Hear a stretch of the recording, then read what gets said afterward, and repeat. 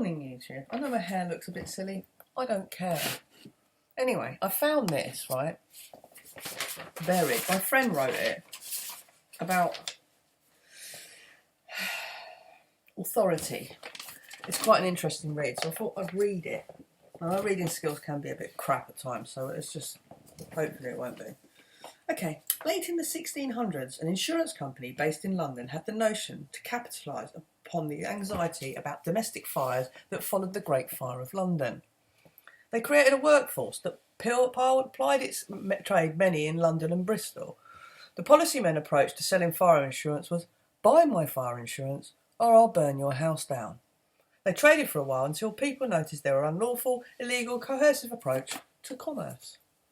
The people then denounced them and turned their backs in commerce, which is what happens to companies with unhappy customers, especially if they're identified as enemy of the people, poisoners, murderers or racketeers, or indeed just casually crap like Ratners. The policymen reappeared in 1857 via an Act of Parliament. We like Act of Parliament, don't we? Not. And Captain Philip Becknell. As the name changed, but the game is still the same. They changed the Y to an E, and now they call themselves the police. To support any corporate entity that violates people for commercial interest or any other peculiar whim is dishonourable, immoral, unethical, unlawful, and illegal. These corporations are easy to spot because they leave a trail of unhappy, dispirited, and violated people behind them.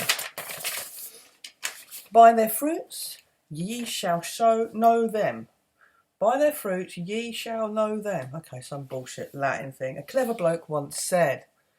And if approaches you armed, coercive, pretending to be authority with dodgy references, with a back catalogue of contracts full of unhappy, dispirited, violated people who would much rather not have their business done with this trader, you know that you're dealing with a commercial thug, a bailiff, a policyman, an enforcement officer, and in fact a violent, unlawful, illegal, commercial predator who is easy to be devoured by peaceful, lawful, legal, commercial predator, which is the alternative to treason and dishonour. In order to be in honour here on planet Earth, one must be morally and ethically lawful. To do this, one must be able to appreciate the difference between right and wrong, and to do this, one must appreciate the difference between truth and fiction. Because if you can't tell the difference between truth and mindly gain fiction, your potential for right action diminishes considerably. Being an ignorant fool is no protection or defence in law of nature. To be morally and ethically lawful, one must generally be a man or woman who keeps their lying, cheating, stealing and deceiving, bullying, vulgar, shouty, feral nature on a very short leash and generally relates to the world in an honourable manner. However, one cannot be in honour if one supports an enemy of the people, because that would be treason. Not only to Queenie Woo, who historically is quite vengeful, but importantly to the people. 62 million-ish living here right next door to you. A little bit more than that in England now. Jewels in law are no place for silly, shouty, foolish, unprepared people who have not done their due diligence. The finest jewellists in commerce are relaxed, friendly, learned and precise, and have an excellent sense of humour with regard to other people's notions of authority and procedure. The finest jewels are quick and clearly won. An attack, a parry, a riposte. And the protagonist part of friends, because there was no blood, no pain, no terror, only the whispering slicing around a lawful legal truth delivered with affection and bonhomie, in the manner of a kind, wiser big brother bringing a sibling to his senses whilst on their way to a cup of tea. I love the way words things. Love your enemies, a smart guy once said. This means you can concentrate on the point and not the distraction by emotion. Love just means goodwill, which is only the absence of malice, and we can manage that. We can all manage that. What is a jewel in commerce? Okay, once upon a time, we were all muddling along, and then someone turned up and introduced us to swords and shields and makeup and jewellery, and from then on it's been ahead of commercial competition all the way. The men with swords and shields and the women with their makeup and jewellery were in charge for quite some time. However, the jocks, as we would call them, found that keeping themselves physically at their psychopathic peak is in that there was always someone, younger, faster and more vicious around the corner was impractically entirely silly, and a less physical approach to commerce was required. Still all the sting and the bite of the sword, but are capable of being carried out by men with narrow shoulders and popped bellies. The jocks became geeks, and the sword became words, which attacked, blocked, and misdirected and attacked again, exactly as a wordsman might, duelling with an unwelcome, coercive approach in commerce. He who wins the duel of words and minds takes the prize, and the prize is the contract. The men in the offices of Coercive Commercial plc are all thoroughly aware of the unlawfulness and the illegality of their operation, which is why they stay in their offices. It's safer. The workforce is kept ignorant, lawful, and legally fed a corporate idealism, machoism or macho, I don't know, obediently, liberally spiced with the contempt for the people. I don't know what that is. Machismo. I can't pronounce it. I'm crap at fucking pronouncing new words. Those employers who show talent and committed to machoism. I need to look that up. Machoism. Obedience, contempt for people can also enjoy the weapons training and more money. The problem is for the duellist is that he is likely to be duelling in lords and words, duelling in law and words with bullying characters who can only just talk and are keen to violate. The language of court, full as it is of gorgeous words and maxims, is of no value unless one is arrested officers. Whilst talking to ground level workers, it's best to keep very clear and simple and friendly, e.g. You are an unfriendly predator in commerce, and if I catch you doing anything wrong at all, I would challenge you lawfully and legally in a very short time with bailiffs all over your estate. What are you doing? MB, I have you on 3 counts already, or the counter contract, normally printed on a business card and handed over at the beginning of an engagement. It reads, I'm a consultant in the matter of lawful and legal commerce. My hourly rate is £5,000. I will accept any questions from you and on the above topics on an invitation of contract and indeed acceptance of my terms and condition. Cash for preference in these uncertain times. A signature would be nice, but not necessary. What is your question? So in other words, you charge them asking you a question. The unfriendly commercial predator will smile at this and inevitably ask for your name. Obviously, this is an illegal commercial question. And it is this your car? And do you understand? In commerce, it's all about contract. Now you just require joinder so that you know where to send the bill and bailiffs, where it's defaulted on. After all, you explaining the fraud of a name could take an hour at least. You could be nice about it, which is rare in commerce, and say, well, that's a legal question. Are you accepting my contract? Do you understand? It's all about contracts. If they know your name and they know your address, you have to say you don't consent. It's a little bit more complicated than just that. De facto governments and other strategically aligned dishonourable corporations can often be spotted by the discerning eye deploying the unlawful commercial process known as racketeering. Let's see what Blacks has to say. Racket, 1819, an organised criminal activity, ESP, the extortion of money by threat or violence, a dishonest or fraudulent scheme, business or activity.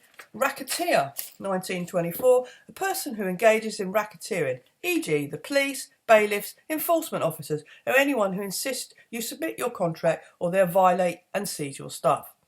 Racketeering, 1897, a system of organised crime traditionally involving the extortion of money from business by intimidation, violence or other legal methods. 2. A pattern of illegal activities such as bribery, extortion, fraud and murder, carried out as part of an enterprise such as crime syndicate that is owned or controlled by, engaged by illegal activities. MB. A policeman is not racketeering in that he does not own the company. He is a racketeer unless he has shares in the company.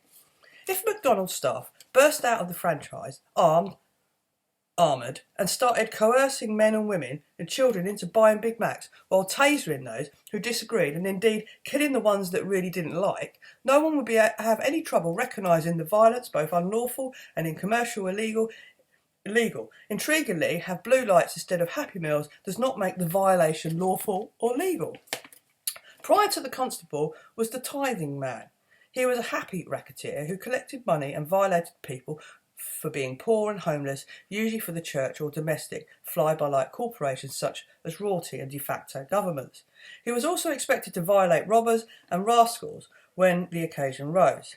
He was not a popular figure and eventually was replaced by the constable, who was not responsible for collecting tithes, but still had the responsibility of violating people for being poor and homeless and collecting fines and other charges. He was also expected to violate robbers and rascals where he could. The constable position was unpaid and was considered a civil duty and an honour. The workload and lack of financial incentive made the position unattractive and to be avoided if at all possible. It is claimed that in the 1800s were a particularly lawful time where lots of poor and homeless people going on unflogged, etc., the market was ripe and ready for some proper racketeering. In 1852, America, the Pinkertons appeared. They provided professional muscle for corporations in the form of armed security and detectives. The railroad did well and nobody complained much for fear of getting shot. In 1957, here in the UK, via an Act of Parliament, Captain Philip Becknell and his country policy officers appeared in Lincolnshire, no longer selling fire insurance, but happy to get back into racketeering, the poor, homeless, docile and uneducated, just like the old time. MB, flogging was not removed from the statutes until 1948. Back to commerce. All laws connected and fuelled by the profane worship of small dead pieces of paper and cushioned famous metal discs may be described as commerce and therefore a fortiori for stronger reason, Fortiori, a private company policy fiction of man governed by a man via the Uniform Commercial Code. Pirates did not accept the legal lawful constraints of code and would cheerfully coerce people into contract unlawfully and illegally such in their business. On the seas of the absence of witness is very helpful. On land is another matter. The trick is to get the witness to think they're seeing nothing wrong. When a uniformed corporate representative violates people and forces them into contract, many people with impaired discernment will not recognise the violation. When the prey is docile and submissive, life for the predator is good. Inevitably, an unchallenged predator will become unimaginative, stodgy about the midriff and arrogant in his character. Since no predator can afford to be damaged in the acquisition of prey, they prefer to feed on docile and submissive. It is always a surprise when their prey turns into predator. In commerce, contract is everything. In commerce, pouring upon and devouring the docile and submissive is considered entirely reasonable, as it's pounced upon and devoured of each other. Quo warranto, Black Dictionary. Latin law, by what authority? A common law, right to inquire into authority by which a public officer is held or franchises claim. 2. An action by which the state, or you, seeks to revoke a corporate charter. Authority 13. The right or permission to act legally on another's behalf. ESP. The power of one person to affect another's legal relations by the act done in accordance with others. Manifestations of assent. The power delegated by the principal to an agent, authority to sign the contract. Actual authority, 18C. Authority that a principal intentionally confers on an agent, or authority that the agent reasonably believes he or she has a result of agents dealing with the principal. Actual authority can either be expressed or implied. Apparent authority, 1803. Authority that a third party reasonably believes an agent has based on the third party's dealing with the principal, even though the principal did not confer or intend to confer the authority. Fucking hell. It's hard enough to fucking read, let alone understand. Apparent authority can be created by law even when no actual authority has been conferred. Authority coupled with interest 17C, constructive authority 1823, expressive authority 16C, general authority 17C, implied authority 18C, incidental authority 18C, inherent authority 17C, naked authority 18C, special authority 18C, adverse authority 18C, persuasive authority 1942, primary authority 1826, secondary authority 1826, blah blah blah blah blah. Thank fuck he said that. Authority. Aboriginal folklore tells us of the time just prior to all the shooting, when the salesmen of Christ, missionaries, came calling and offering the notion that their chap was God. The tribesmen and women considered this for a while and then made an inquiry. Did Jesus have an arsehole? The missionaries considered this for a while and they answered, yes, he did. From this, the Aboriginals concluded that if Jesus had an arsehole, then he would be an indication that occasionally would need to have a shit. And since God has no needs, Jesus couldn't possibly not be God. This is a very reasonable way of rebutting any fraudulent claim of authority made by people who are dressed up in uniforms, because if they do have some higher authority and therefore more worthy than other men or women, there would be other things that they are special about them too. Wings maybe, harp or two. Classical stuff I tend to look for. They are never there. Therefore I conclude it's just a dirty contract which usually involves someone lying about being in charge, which is never true unless I'm in contract with them.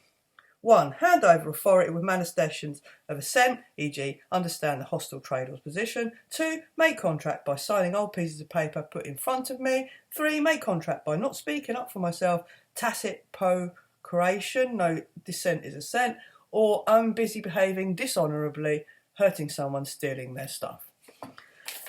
So, my friend wrote this for the radio station that I used to run, and it kind of sums up how the police force were brought into fruition.